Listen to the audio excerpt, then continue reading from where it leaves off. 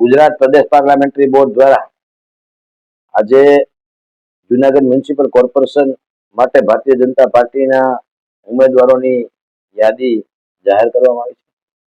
Bharatiya Janata party સમગ્ર ભારત આપણા દેશના યશસ્વી પ્રધાનમંત્રી આદરણીય નરેન્દ્રભાઈ મોદી સાહેબ, ગુજરાતના મુખ્યમંત્રી ભૂપેન્દ્રભાઈ પટેલ સાહેબ, સંગઠનના પ્રમુખ આદરણીય સી.આર. પાટીલ સાહેબ અને સંગઠન મહામંત્રી આદરણીય રત્નાકરજીની સીધી દેખરેખ નીચે ભારતીય જનતા પાર્ટીનું કોર્પોરેશનની ચૂંટણી લડવાની છે.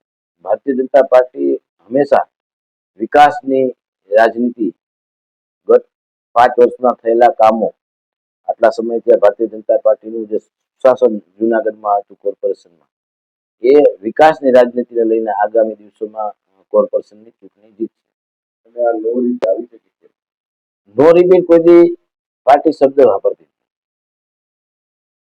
ગુજરાત પ્રદેશ ભારતીય જનતા પાર્ટીના અધ્યક્ષ આદરણીય સી.આર. પાટીલજી અને પાર્લામેન્ટરી બોર્ડ દ્વારા 60 વર્ષથી ઉપરના ઉમેદવારને ટિકિટ ના આપવી અથવા 3 ટર્મ લડેલા વ્યક્તિને ટિકિટ ના આપવી અને નવાને ચાન્સ આપવો, આ એક પોલિસી હતી.